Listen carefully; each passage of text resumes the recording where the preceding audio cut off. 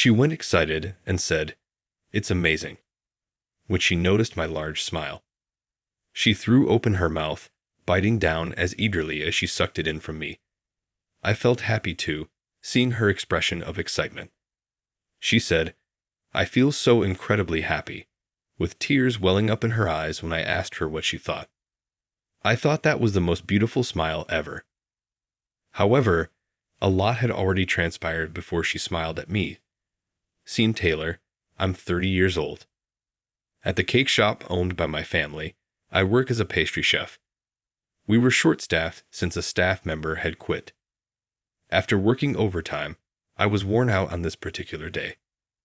I chose to live alone since I work at my family's shop, which allowed me to unwind and take things slowly when I got home.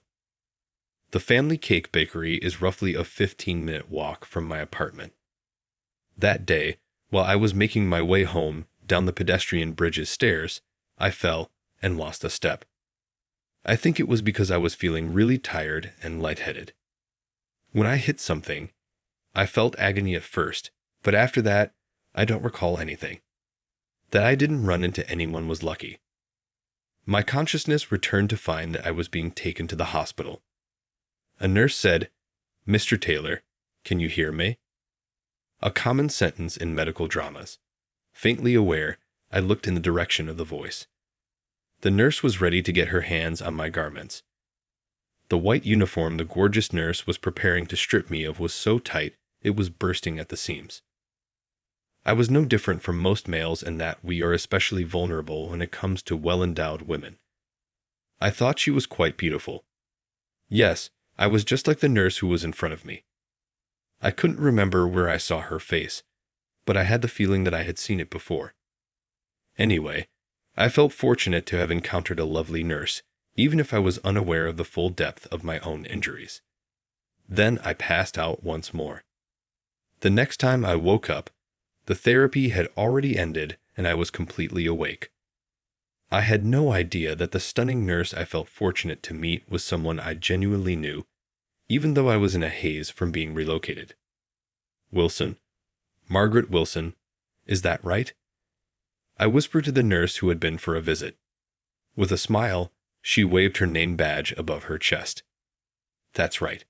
It's been a while. When you were brought in, you didn't react at all, so I thought you had forgotten me. No. I was just in a daze back then. There's no way I could forget. Yes, it was impossible for me to forget. My first love was her. When we were in elementary school, we were classmates. She was intelligent, compassionate, adorable, and as straight a student. Everyone liked her in our class. I, on the other hand, struggled with learning and was not good at athletics. She was the one that everyone teased all the time. She was always there, quietly supporting me. My first love was her. She was taller than me then, and I had this silly notion that one day I would grow up and tell her how I really felt. However, that day was never to come. When we were in 5th grade, she moved to a new school. It was really abrupt, but I believe she said it was related to her father's new work. I was unable to disclose anything, of course, and all I could say was, "I see you later." It seemed unthinkable to run into my first love again in such a circumstance. Furthermore, I was relieved that she too had recollections of me. She took time out of her hospital stay to come to my room. She even brought food while she wasn't at work. Every day I looked forward to our conversations. The best part of my day was that. However, the discharge day arrived soon. I plucked up the guts to ask for her contact details since I didn't want our leaving to be as simple as "see you later" as it was in elementary school. She immediately agreed when I asked, "Can I have your contact?" I was so scared that I felt she could hear my heart racing. Of course, that's fine. I've lost touch with all our classmates from back then, so I'm happy that you reached out to me. Her soft grin made it quite evident to me that I had fallen in love with her again. Most likely all she thought of me was that I was a classmate she had reconnected with. I intended to somehow win her over and establish myself as a possible love partner from this point on. That was my thought process. We chatted and texted back and forth after I was released. Furthermore, we began going out to dinner together. Her memories of my elementary school years were mostly embarrassing and awkward stories, such as the time I sobbed because I was forbidden from eating mushrooms, the time I was struck in the face by a basketball pass, or the time I tumbled into a ditch with my school bag and got covered in mud.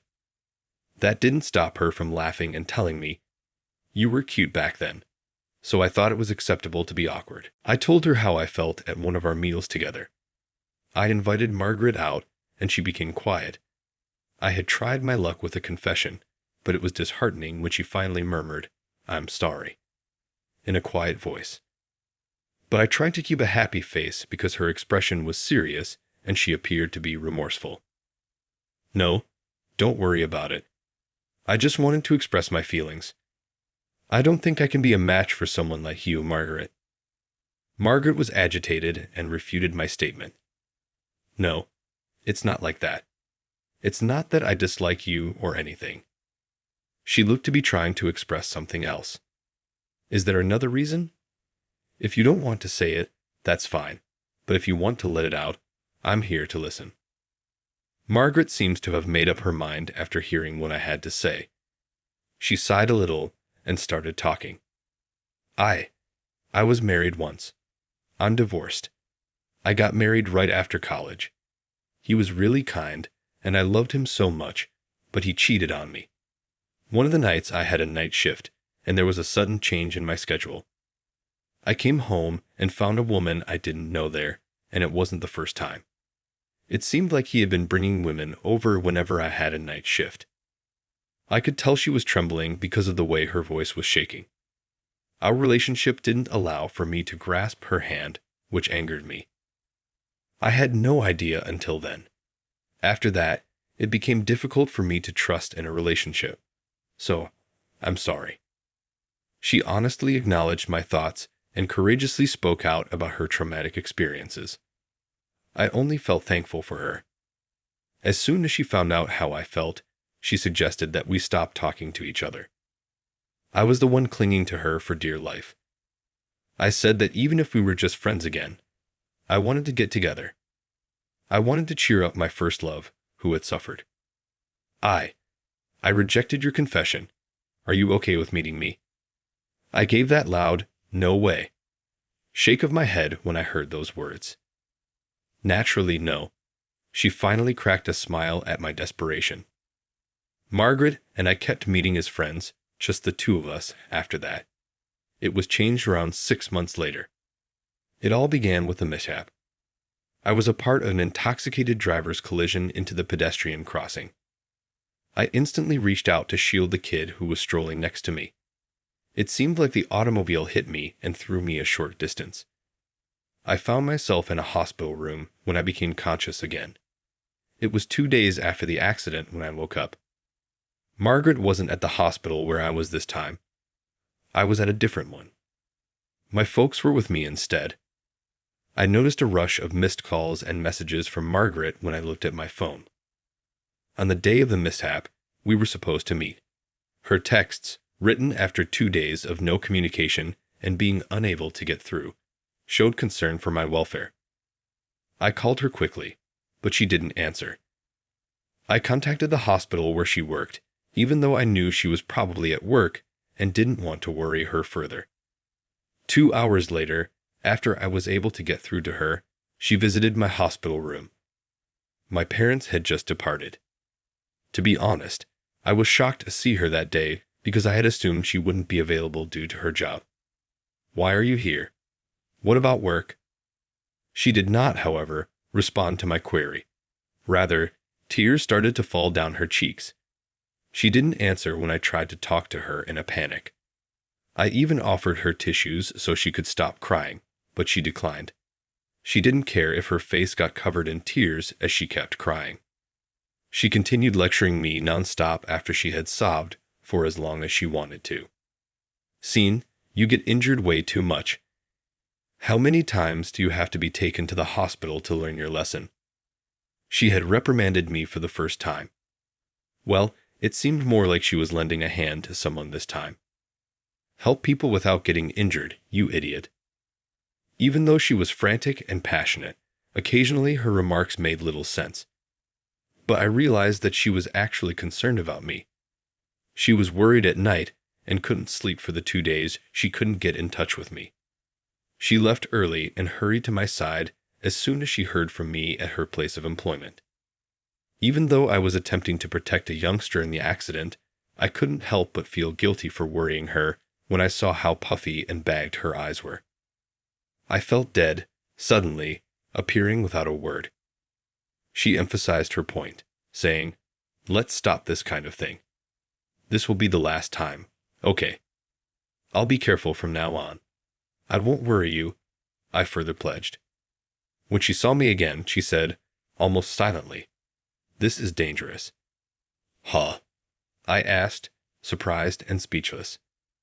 That's when her first smile of the day appeared on her face. "I can't just leave a clumsy person like you alone. I have to keep an eye on you," she stated. "So, you mean like as friends?" I questioned warily. Grinning, Margaret remarked, "As a boyfriend and a girlfriend." I froze for a full 3 seconds before yelling, "Yes," and striking a victorious pose. I had to click the nurse call button since it hurt my broken rib a little, but I was too delighted to care. Margaret and I had an easy relationship after that, and we made the decision to get married a year later. But for the first time since we became romantically involved, Margaret and I had disagreements. It was a few days before our wedding, on the day I got home from work. Margaret had been my roommate for 2 months, and she was always the first to welcome me home from work. Margaret, though, wasn't there to greet me that day. I went into the living room because I felt funny, and I was shocked by what I saw. Margaret was in tears. She was crying silently, her hands over her face. "Dua, what's wrong?" I nervously walked up to Margaret. With tears in her eyes, she withdrew her hands from her face. I had told her I would be late because of work, but I had only arrived home after 10 p.m. What were you doing? It's so late. Didn't I tell you it's because of work? I didn't get Margaret's meaning when she said, "Really? It seems like it's not really work lately.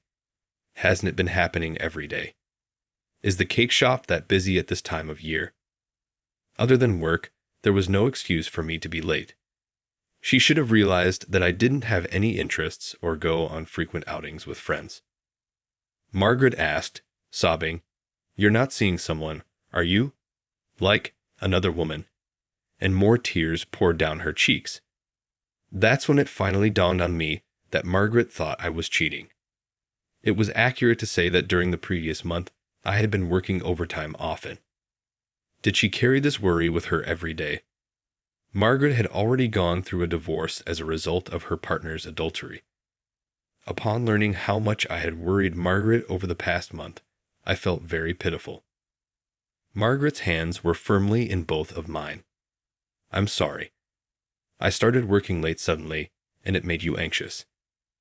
As for me, I was evasive when Margaret asked about the specifics of my overtime work. Whenever I asked for details about your work, you always deflected the question. I wondered if you couldn't tell me. I believe you wouldn't cheat, but because of my past and the fear of being kept in the dark, I felt anxious.